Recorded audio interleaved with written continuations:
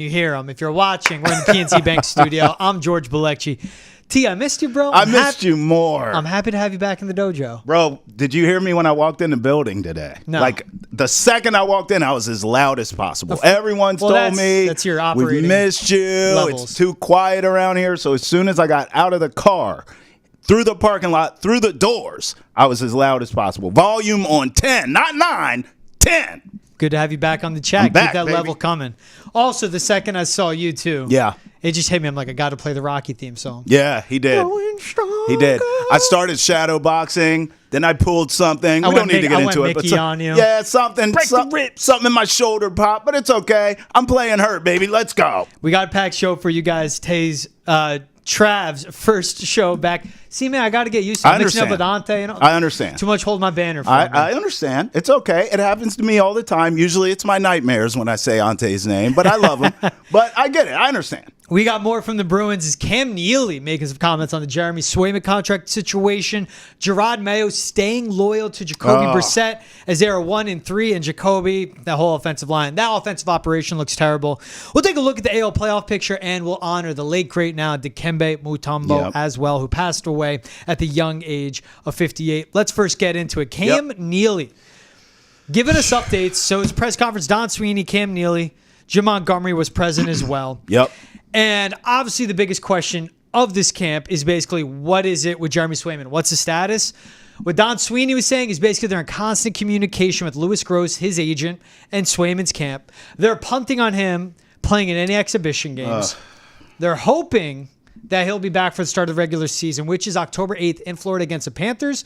But as they've said, Eunice Corpusalo, who they traded for in the Linus Allmark trade, looks like he'll be the day one netminder. Yeah.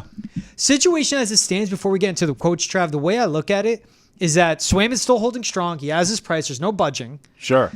The Bruins are hoping Eunice Corpusalo can hold it down 5-10 games. If he comes out and he's serviceable and he's good, then all of a sudden the pressure on Sway's camp goes, all right, you got to play.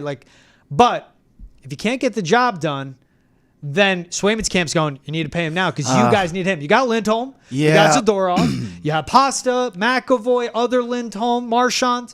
You need Sway. Yeah, but I don't like that game plan because that's what they're going with. Here's my thing. Yeah. Let's go back in the time, you and I, because we sat here after those Bruins playoff games, and we waxed poetic of Swayman's performance in those games. Oh, the Bruins shouldn't even have been in this game, but Swayman stood on his head. Oh, the Bruins won this game because of his performance, yada, yada, yada. And then we both said, when we get to the offseason, no matter what the number is, pay the man, right? We get into the offseason, you move Allmark, so all the writing's on the wall, like, okay, it's Sway's time. Yeah. Here's where I don't understand the disconnect. And I'm going to use you and I as examples because what we do for a profession, we work in contracts, we negotiate. Mm-hmm. Generally, you're not walking into a negotiation, let's call it day of, with a number in mind, and then hammering out a deal that day. This is a song and dance that is played, and it feels like it takes forever, right? You know, your employer has a number, you have a number. If all things go well, you meet in the middle and you're happily ever after, amen, right? Yeah. But I'm so confused as to this guy did his part, did great regular season, great postseason. I do understand the narrative that, hey, we haven't seen Jeremy Swayman as the man yet. I get it, right? But he did his part. Then I thought for sure this offseason this would get done quickly. You know what Sway wants. The number, and you said this beautifully as you set this up, he's not budging. That means the number's been there. You know what he wants. Why would you move off of Allmark and make all the signs point to we're going to give Swayman the opportunity to be the man for the first time in his career if you didn't mean it? I just don't understand where the disconnect is between what the player's asking for and what the team's willing to give.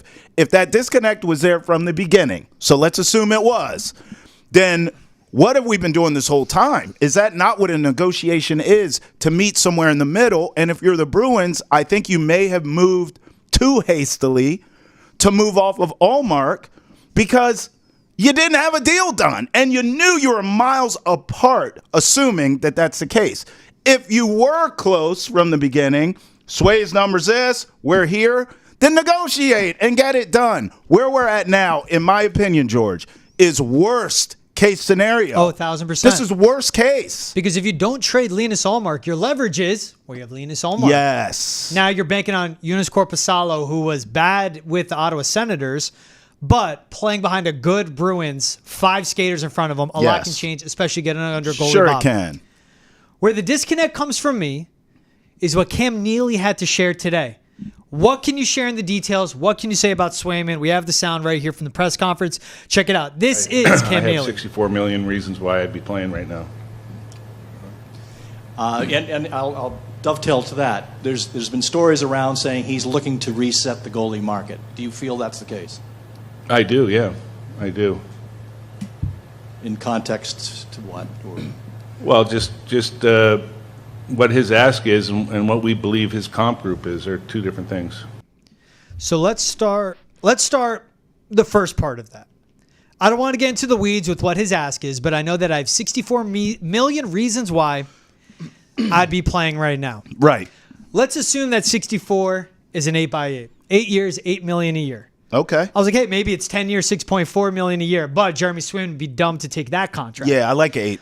The 8x8 would give him the 6th highest annual salary in the NHL for goalies. Sure. Carey Price, Sergei Bobrovsky, Connor Hellebuck, Ilya Sorokin, who all got deals as unrestricted free agents. Then there's Andrei Vasilevsky, who was a restricted free agent, got an 8x9.5. And Shesterkin is coming. He's next offseason. And that's the second part of it. Let's start with the first. But then the second part is what his ask is and what he believes his comp group is. Yes. Are two different things. His ask to me sounds like he'd want to get ahead of the market. Yes. And wait, because Ilya Sorokin's deal is coming down, where the Carey Price deal of $10.5 million a year, that's going to become 11 or 11.5 for Sorokin. And it sounds like Swayman wants to get into that neighborhood. 9.5, maybe 10, maybe more. Fair. No. I think it's fair. No.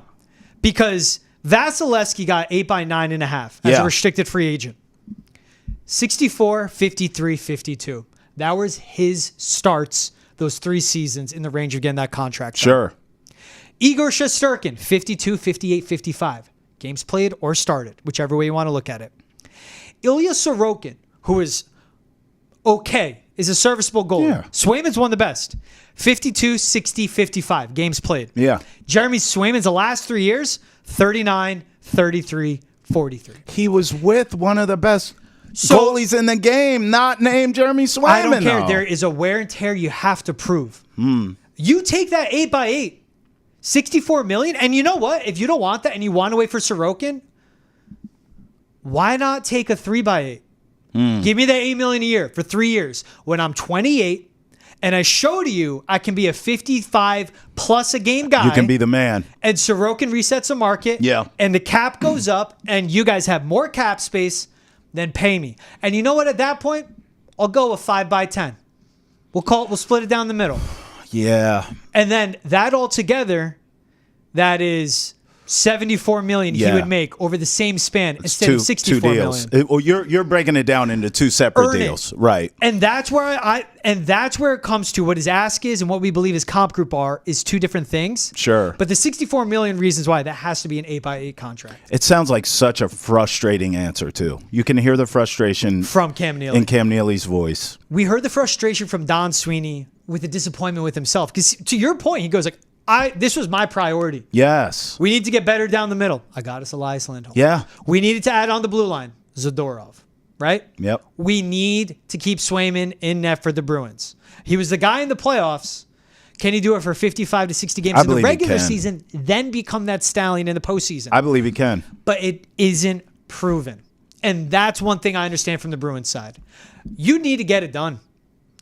8x8 to me, if you're Swayman, then go in and go to your guy. Go to your agent, Louis Gross, and be like, all right, what are we doing? Yeah. Let's go 2x8.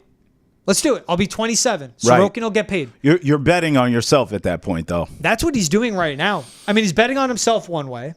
I don't think he's betting on him. He is. By holding out, he's betting on himself that he's going to show his worth by being absent from the Bruins. Yeah. Because if Korpisalo goes out there and is not good, and whoever they have as a backup, if it's Busey bringing him up from Providence, it's not good, Yeah. then the leverage swings to his side. Because also the Bruins window is now. Marchand coming off 3 surgeries. We don't know how much more he has left. You have Pastrnak, you have McAvoy, These guys are getting older. You have Hampus Lindholm, Elias Lindholm, and you have Zadorov. Yep. Just some key guys. Patra ascending. Larai ascending. You have young talent, but this is a veteran team. It's a maturation, and you have the goalie. If you want to give him 8 a year, go ahead and fine. No 8x8. Now the Bruins are trying to make a long-term investment because eventually $64 million, 8 a year for Swayman's gonna be like, what? That it? This is what I'm thinking. That's me meeting halfway. Yes. So this is why I say I don't think he's gambling now by holding out per se. I think this is just business. This is what you do. I won't This is say business. it's gambling. It's betting on himself. I don't think so. respect. I think betting on himself would be your scenario of taking the shorter deal, the short-term deal, the 2-year deal, prove it. I'll show you I can be the man. And then in 2 years, with the market reset, then I'm really going to get paid. I think that's betting on yourself. I don't think he wants to do that. I really don't. No, you want the guaranteed money. No. Now, you and I would do it. We've talked about this every time. It doesn't even matter what sport it is. Every single time we get into these conversations, George and I always would bet on ourselves, take the shorter deal, let the market reset and go up, because none of these sports – which one have you seen where these contracts go down in value? How's none of them sound? So George and I are in lockstep always in these conversations of, hey, take the 2-year deal, and then in 2 years, then try to get the big bag. Yeah.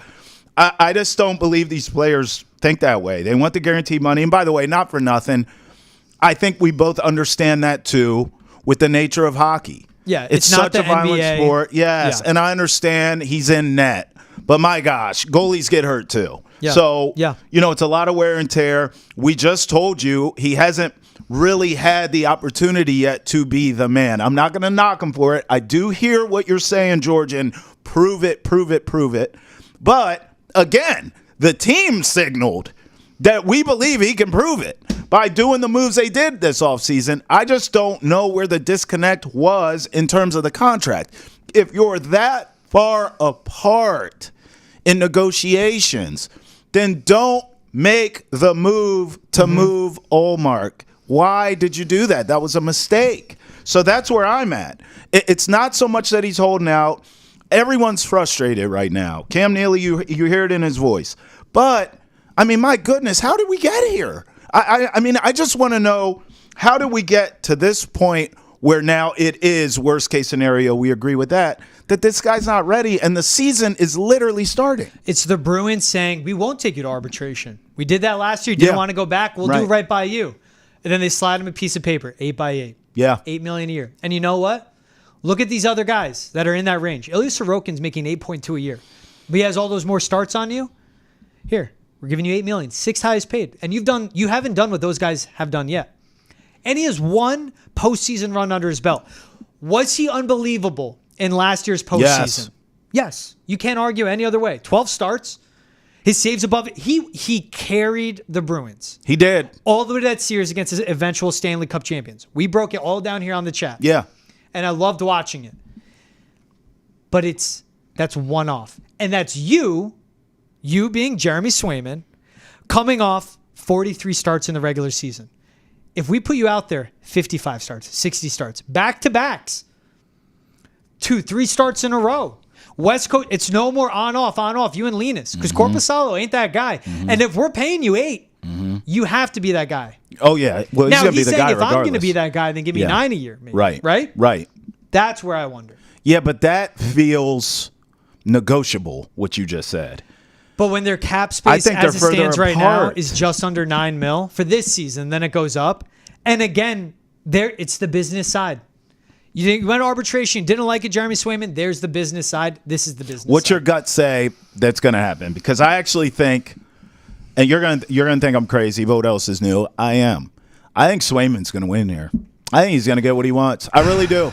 And I don't even necessarily think it's going to take that long. Yeah. I could see, since we're going predictions, I'm going to go, even though we know he's not going to start to open the season, I do believe a deal will get done before the first game. What's your gut? You don't think so? No. You think this goes in? Yes. All right, give me your prediction. When it gets I think done, it gets done next week. Let me pull up schedule really quick. Type. I think it gets done No. before the first game. Dude, that's my favorite part. Like, I'm in the office today. I'm like listening to it. Okay. They want it for the season. Yeah, the puck drops October. It's October 8th. Yes. This is not getting done in the next 7 days. Whew. Because here's my thing.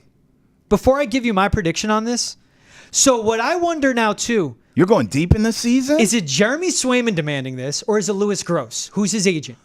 Let me read you Louis Gross's roster, okay? Okay. William Nylander of the Leafs. Oh, boy. Nice, right? Yeah. Okay, ready? Shane Pinto. Right. Samuel Urson. Yeah. Ross Colton. Torrey Krug, washed. Alex Iafallo. These are just some names I took off. Noel Ashiari. I don't know if I say it's his last name. You have William Nylander. Yeah. And then a bunch of third and fourth liners. Bunch of guys. Louis Gross needs to do right by his client. Yeah.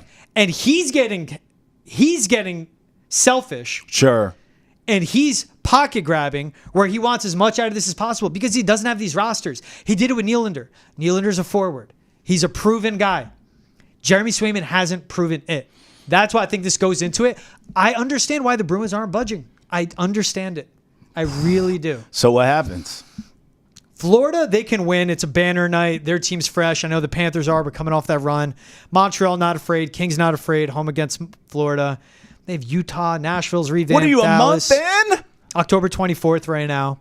Oh, Lord. I mean, this is where it has to be proven, though. God. It's going to be what do the first 5 games look like? What are the first 10 game? 15.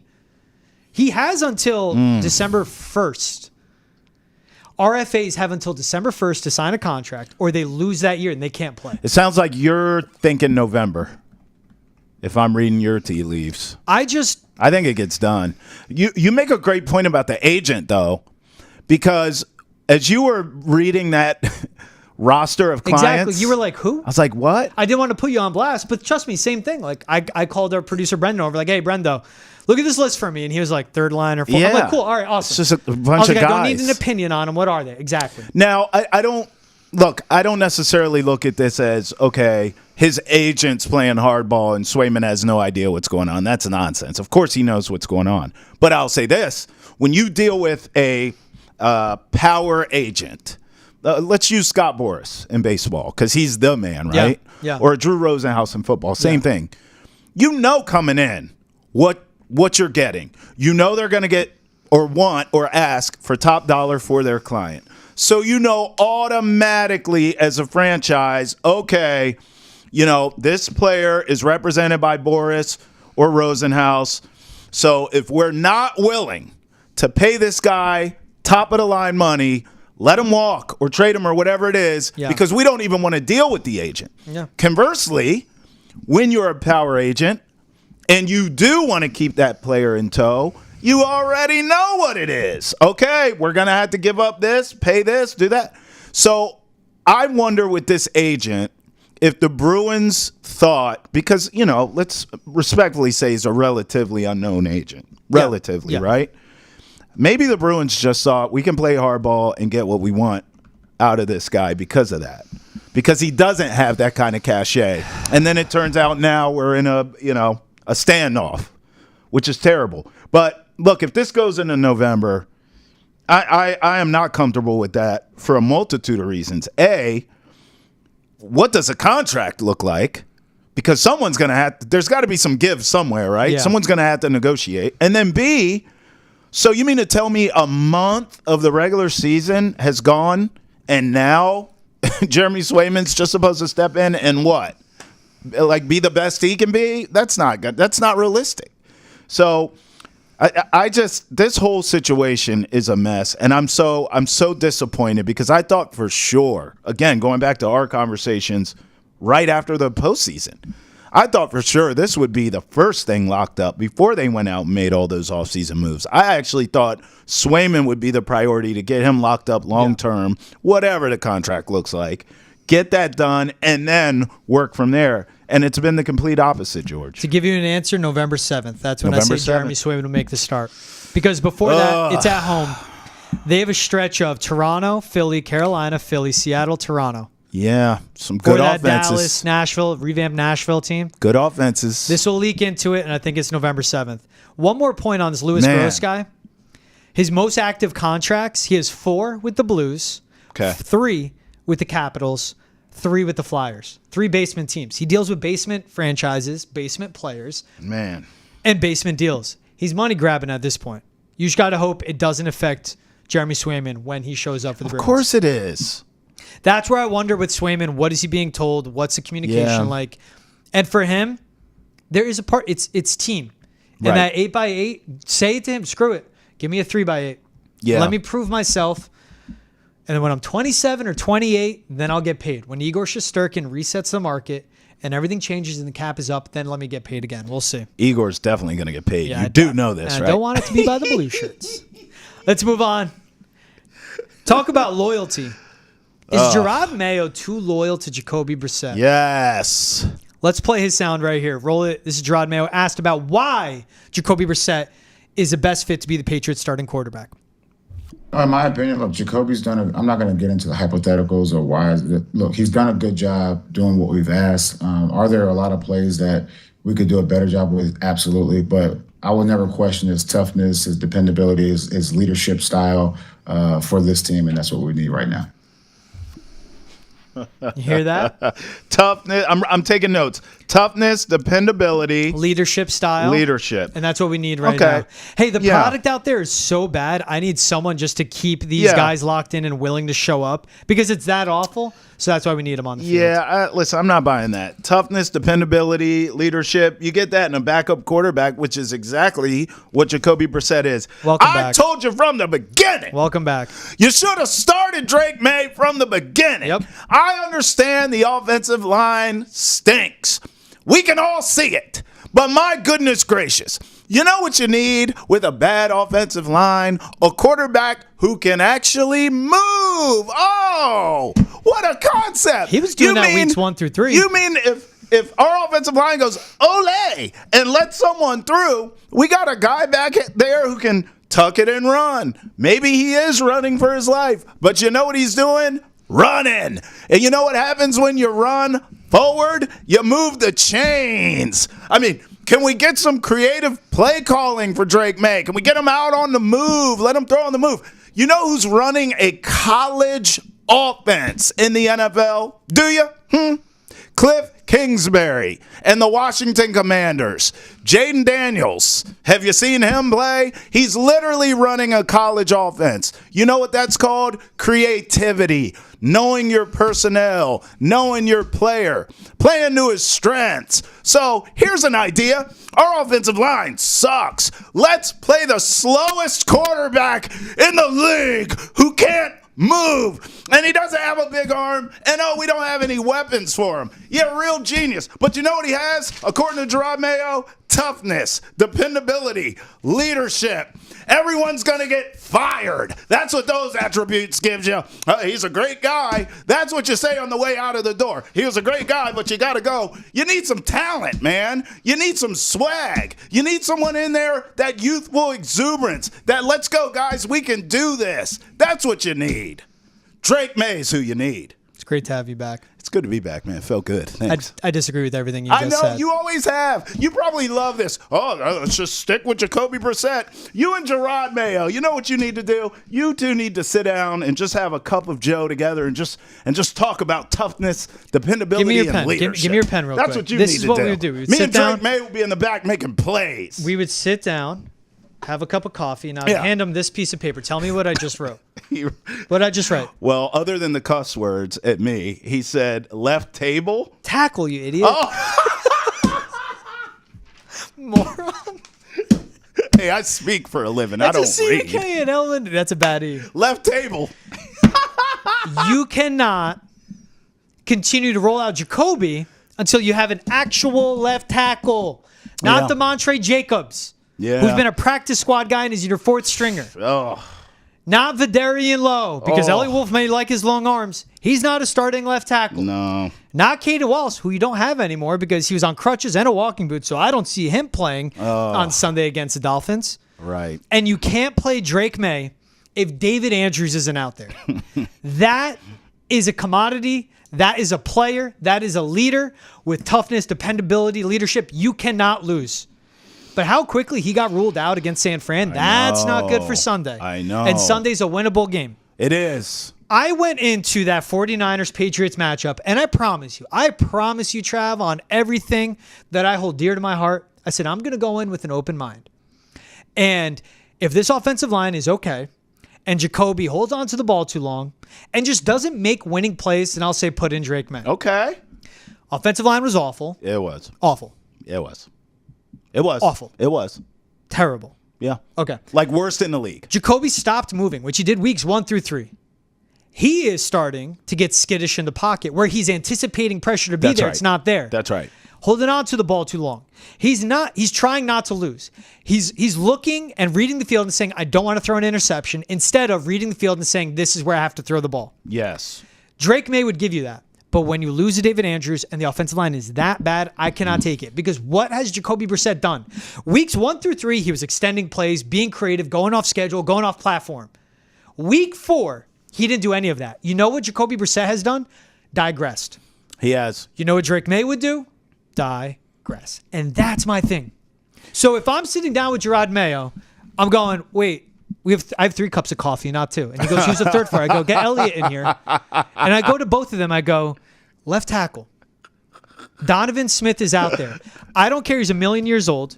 I don't care. He's been sitting on his couch. He took every rep of his NFL career at left tackle. You two suckers came into this season with this plan, and it's failing. We're 4 games in. Yeah.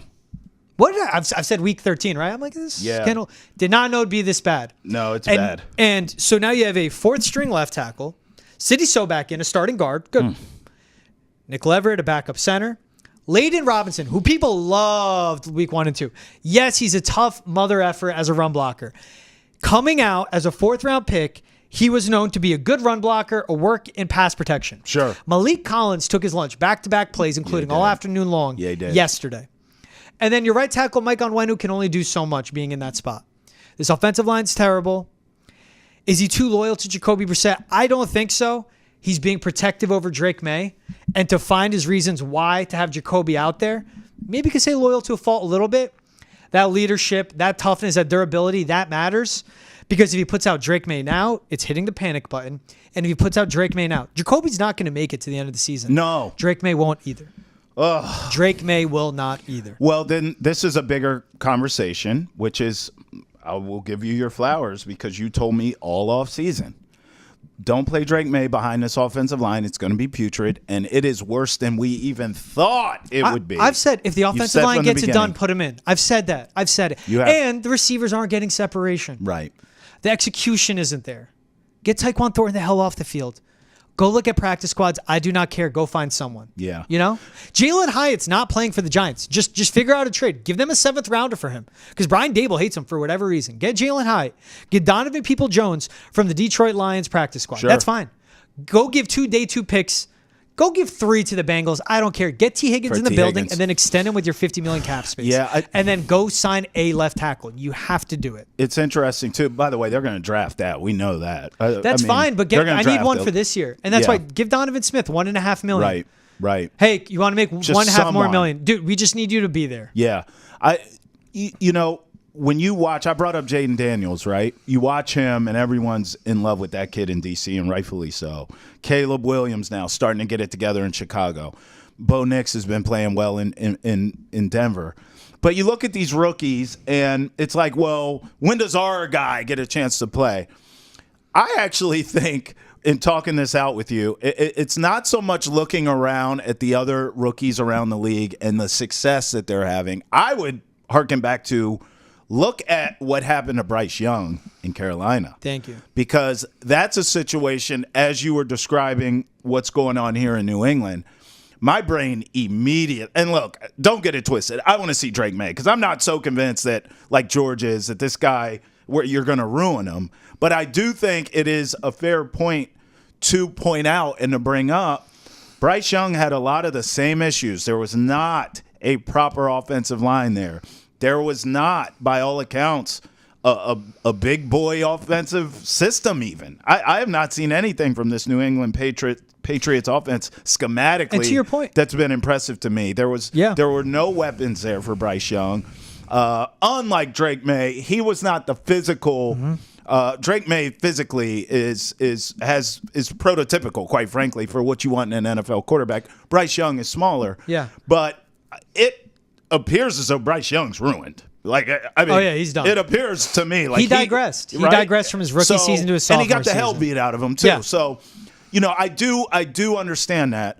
My thing is, at this point, I'm willing to roll the dice on that because this defense. Now, the 49er game, you look at the final score and you say 30-13, they weren't in it. Jets 24-3, they weren't in it. They were in these games. That final score is closer than it was. That's exactly right, and that's where I'm going here. Patriots got blown out. This defense is keeping you in games to a certain extent.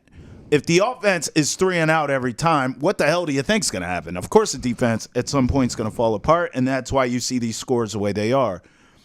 I say that to say, if Drake Maye is in this lineup and he can give you anything, if he can give you any kind of spark, you're going to steal some of these games because the defense is keeping you in them. I do not believe Jacoby Brissett brings you that element at all. He doesn't. And that's why I'm willing to roll the dice. But what do you want a spark for? To win 4 or 5 games in 2024? Now, so that's a bigger picture conversation because that's fair. I don't. That you is just fair. said it. Bryce Young was broken. Yes. I've got it. I've workshopped this take. I still got to get it out. All right. The one comp I would give Drake Maye is Justin Herbert. Drafted by the Chargers in 2020 under Anthony Lynn and Brandon Staley. He went through some bad coaching. Defensive coach. Well, hold on. Offensive line was awful. Yeah. Then they gave Rashawn Slater, Joe Alt, Zion Johnson, right? It took them 3 years, 3 different drafts, 3 different first-round New picks. coach. Right? Yep. And Jim Harbaugh. Yep. Justin Herbert had 44 starts under his belt coming out of Oregon. Mm-hmm. Drake Maye's only played 26 games in college. Mm-hmm. That actual football experience does matter. And Of course. And Herbert came out, wasn't questioned his mechanics or anything. It was just ability. Yep. Which we see his arm now. Yep. Drake Maye, it's mechanics. Mm-hmm. Now, what we've seen and heard from practice, from players, from assistant coaches, his progressions are there, his IQ is there, making all those reads, it's there. But still, like, that's a lot less football experience under his belt. And that's a thing. I don't care about 2024, but it is important. Foundation years, Jerod Mayo said it. Building blocks as well, right? Mm-hmm. You establish it. But 2024, you can't let it cost you your quarterback in 2027 and beyond. I always agreed with that notion. My problem is, It's if bad you're not football. winning, if you're It's not winning bad games, football. none of the people That I cannot making argue. those decisions are going to be around to make those. Like, you're not going to be around for the future of Drake Maye if you just sit him on your G-damn bench and let Jacoby Brissett go out there. It won't. You are going to be one for. And then by the time you play him, it's not going to matter anyways. And then what? What do you win? 2 games? You get a high draft pick and everyone's fired. So then what? But that's not going to happen with Robert Kraft. Now, Alex Van Pelt may be fired.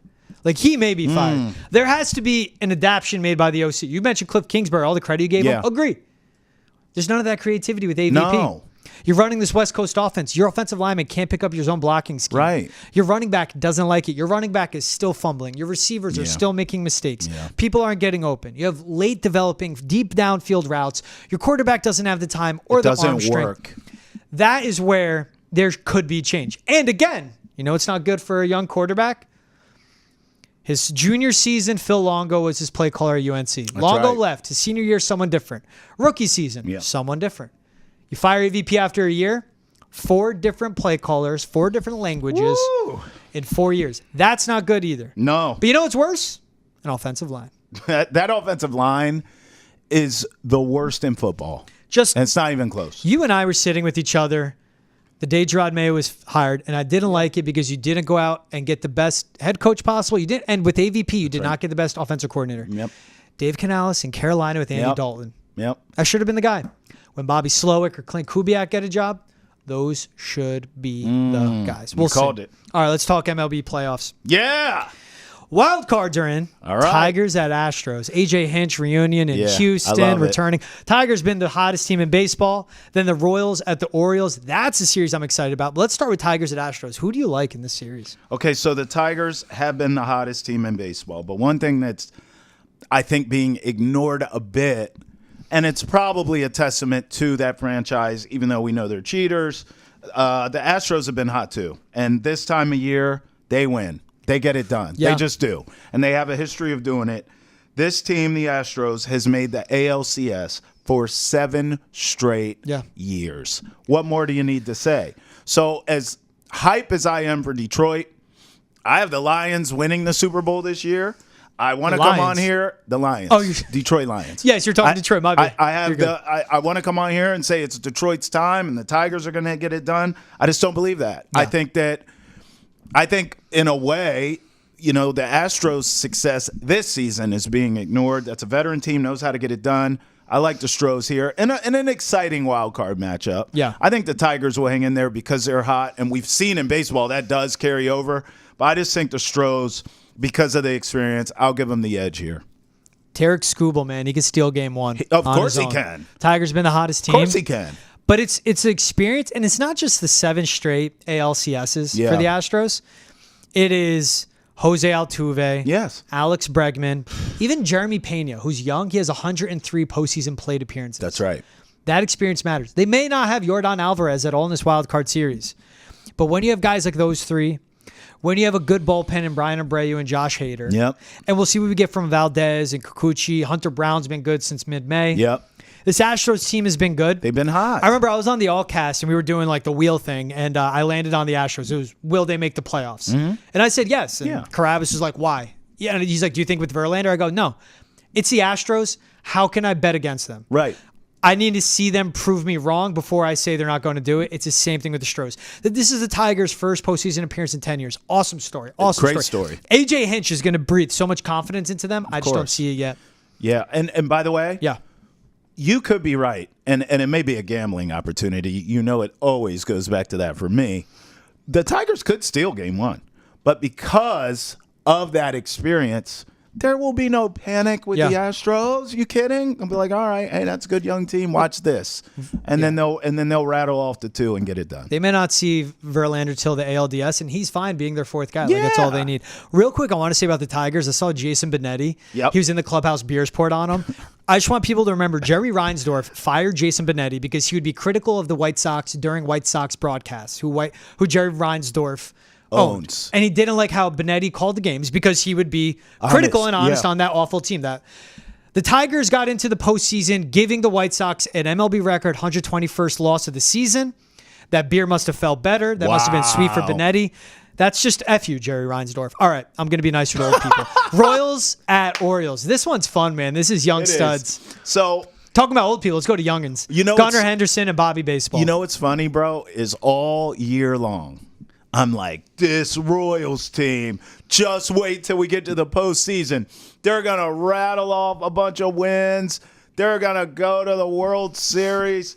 And I thought, I did say out loud, I was like, I could see a Royals-Orioles ALCS.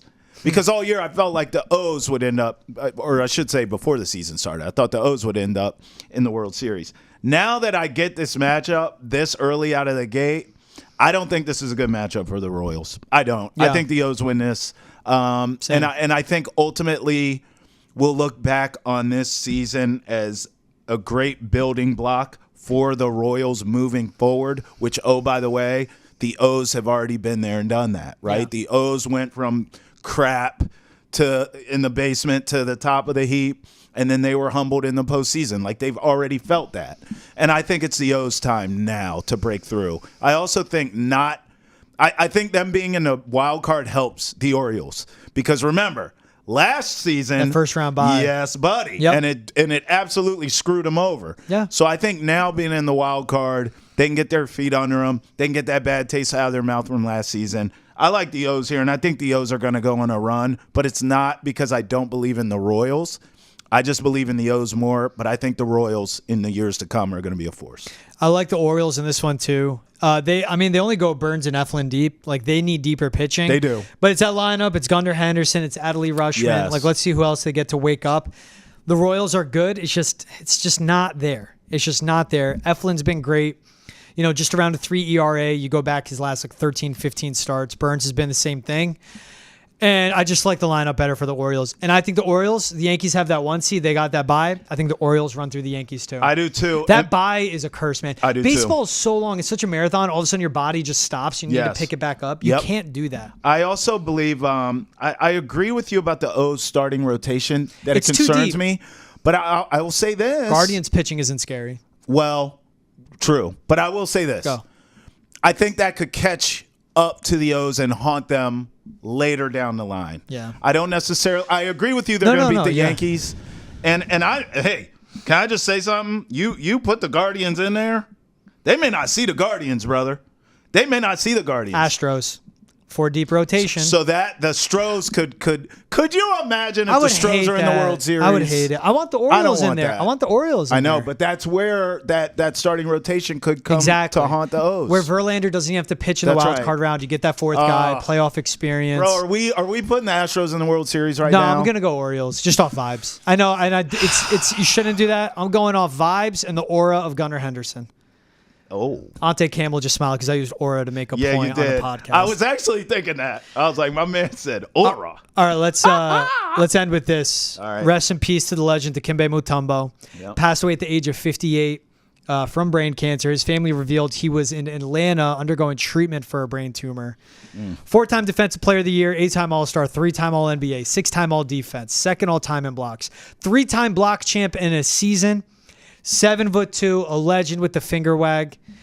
What did Dikembe Mutombo mean to you as a guy you watched play and obviously someone, that you covered his era of the NBA? I did. He was one of the greatest defensive players I've ever seen play the game.